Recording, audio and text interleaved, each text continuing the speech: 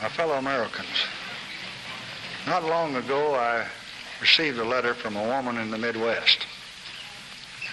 She wrote, "Dear Mr. President, in my humble way I am writing to you about the crisis in Vietnam. I have a son who is now in Vietnam. My husband served in World War II. Our country was at war. But now, this time, it's just something that I don't understand. Why?" Well, I've tried to answer that question dozens of times and more in practically every state in this union. I've discussed it fully in Baltimore in April, in Washington in May, in San Francisco in June. And let me again now discuss it here in the East Room of the White House. Why must young Americans, born into a land exultant with hope and with golden promise, toil and suffer and sometimes die in such a remote and distant place? The answer, like the war itself, is not an easy one. But it echoes clearly from the painful lessons of half a century. 3 times in my lifetime, in 2 world wars and in Korea, Americans have gone to far lands to fight for freedom.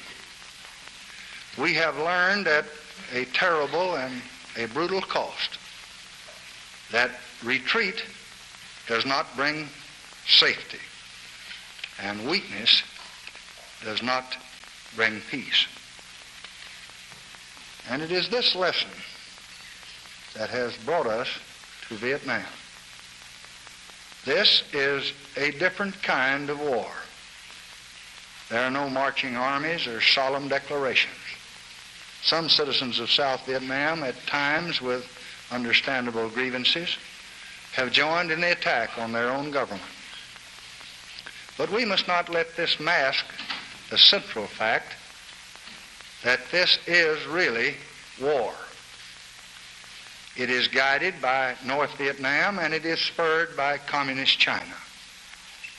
Its goal is to conquer the South, to defeat American power, and to extend the Asiatic dominion of communism. And there are great stakes in the balance. Most of the non-communist nations of Asia cannot by themselves and alone resist the growing might and the grasping ambition of Asian communism. Our power, therefore, is a very vital shield.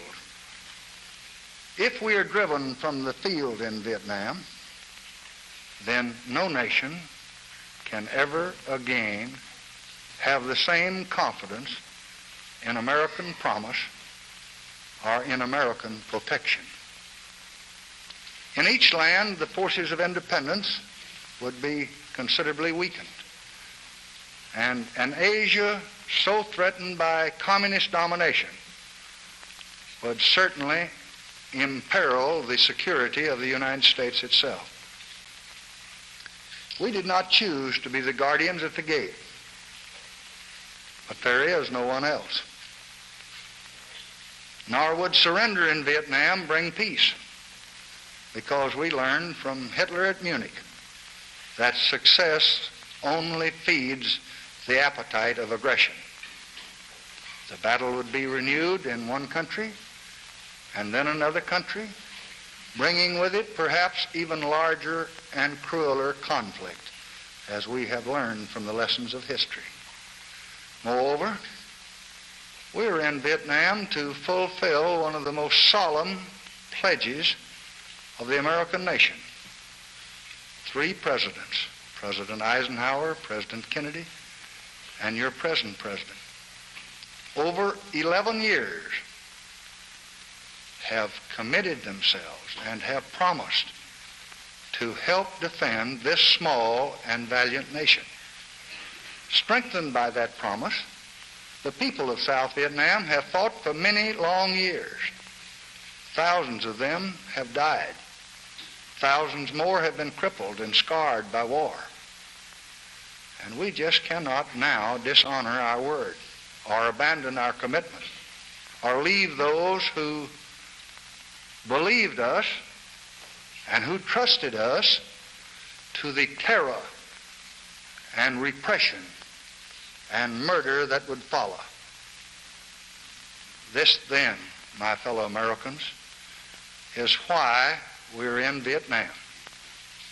What are our goals in that war-stained land? First, we intend to convince the communists that we cannot be defeated by force of arms or by superior power. They are not easily convinced. In recent months, they have greatly increased their fighting forces and their attacks and the numbers of incidents. I have asked the commanding general, General Westmoreland, what more he needs to meet this mounting aggression. He has told me, and we will meet his needs. I have today ordered to Vietnam the Air Mobile Division and certain other forces which will raise our fighting strength from 75,000 to 125,000 men almost immediately. Additional forces will be needed later, and they will be sent as requested. This will make it necessary to increase our active fighting forces by raising the monthly draft call from 17,000 over a period of time to 35,000 per month, and for us to step up our campaign for voluntary enlistments. After this past week of deliberations, I have concluded that it is not essential to order reserve units into service now. If that necessity should later be indicated, I will give the matter most careful consideration, and I will give the country due and adequate notice before taking such action, but only after full preparations. We have also discussed with the government of South Vietnam lately the steps that we will take to substantially increase their own effort, both on the battlefield and toward reform and progress in the villages. Ambassador Lodge is now formulating a new program to be tested upon his return to that area. I have directed Secretary Rusk and Secretary McNamara to be available immediately to the Congress to review with these committees, the appropriate congressional committees, what we plan to do in these areas. I have asked them to be able to answer the questions of any member of Congress. And Secretary McNamara, in addition, will ask the Senate Appropriations Committee to add a limited amount to present legislation to help meet part of this new cost until a supplemental measure is ready and hearings can be held when the Congress assembles in January. In the meantime, we will use the authority contained in the present Defense Appropriation Bill under consideration to transfer funds in addition to the additional money that we will ask. These steps, like our actions in the past, are carefully measured to do what must be done to bring an end to aggression and a peaceful settlement. We do not want an expanding struggle with consequences that no one can foresee, nor will we bluster or bully or flaunt our power. But we will not surrender, and we will not retreat. For behind our American pledge lies the determination and resources, I believe, of all of the American nation. Second, Once the communists know, as we know, that a violent solution is impossible, then a peaceful solution is inevitable. We are ready now, as we have always been, to move from the battlefield to the conference table. I have stated publicly and many times, again and again, America's willingness to begin unconditional discussions with any government at any place at any time. 15 efforts have been made to start these discussions with the help of 40 nations throughout the world. But there has been no answer. But we are going to continue to persist, if persist we must, until death and desolation have led to the same conference table where others could now join us at a much smaller cost. I've spoken many times of our objectives in Vietnam. So has the government of South Vietnam. Hanoi has set forth its own proposals. We are ready to discuss their proposals and our proposals and any proposals of any government whose people may be affected. For we fear the meeting room no more than we fear the battlefield. And in this pursuit, we welcome and we ask for the concern and the assistance of any nation and all nations. And if the United Nations and its officials or any one of its 114 members can, by deed or word, private initiative or public action, bring us nearer an honorable peace, then they will have the support and the gratitude of the United States of America.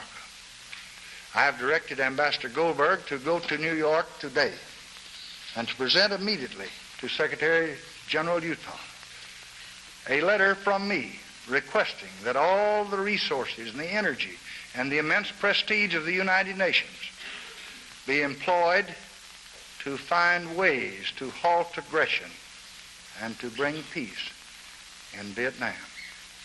I made a similar request at San Francisco a few weeks ago.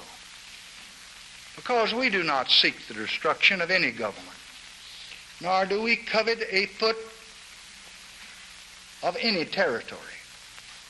But we insist, and we will always insist, that the people of South Vietnam shall have the right of choice, the right to shape their own destiny in free elections in the South or throughout all Vietnam under international supervision. And they shall not have any government imposed upon them by force and terror, so long as we can prevent it. This was the purpose of the 1954 agreements, which the communists have now cruelly shattered. And if the machinery of those agreements was tragically weak, its purposes still guide our action. And as battle rages, we will continue as best we can to help the good people of South Vietnam enrich the condition of their life, to feed the hungry and to tend the sick and teach the young and shelter the homeless and help the farmer to increase his crops and the worker to find a job. It is an ancient but still terrible irony that while many leaders of men create division in pursuit of grand ambitions, the children of man are really united in the simple, elusive desire for a life of fruitful and rewarding toil.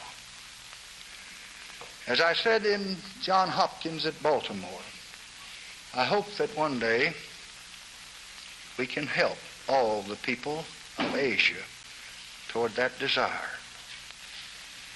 And Eugene Black has made great progress since my appearance in Baltimore in that direction. Not as the price of peace, for we are ready always to bear a more painful cost, but rather as a part of our obligations of justice toward our fellow man. And let me also add now a personal note. I do not find it easy to send the flower of our youth, our finest young men, into battle. I have spoken to you today of the divisions and the forces and the battalions and the units. But I know them all, every one.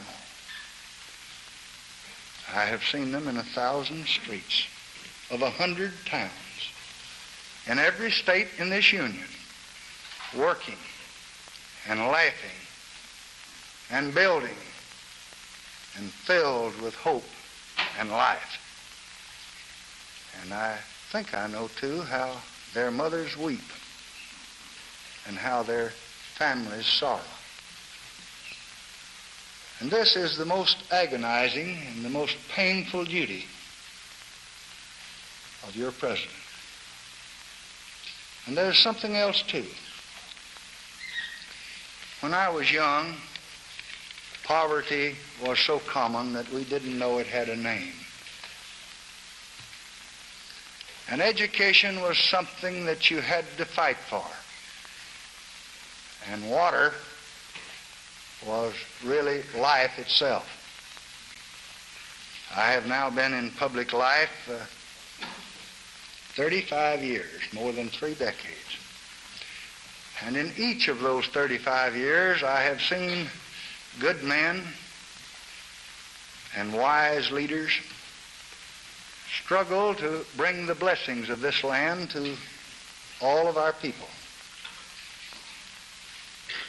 And now, I am the president. It is now my opportunity to help every child get an education, to help every Negro and every American citizen have an equal opportunity, to help every family get a decent home, and to help bring healing to the sick and dignity to the old. As I have said before, that is what I've lived for. That's what I've wanted all my life since I was a little boy. And I do not want to see all those hopes and all those dreams of so many people for so many years now drowned in the wasteful ravages of cruel wars. And I'm going to do all I can do to see that that never happens. But I also know, as a realistic public servant, that as long as there are men who hate and destroy, we must have the courage to resist, or we'll see it all. All that we have built, all that we hope to build, all of our dreams for freedom, all will be swept away on the flood of conquest. So, too, this shall not happen. We will stand in Vietnam.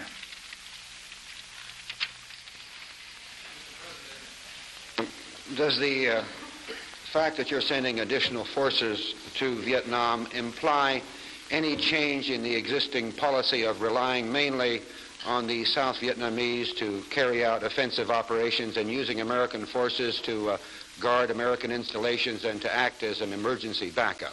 It does not imply any change in policy whatever. It does not imply any change of objective.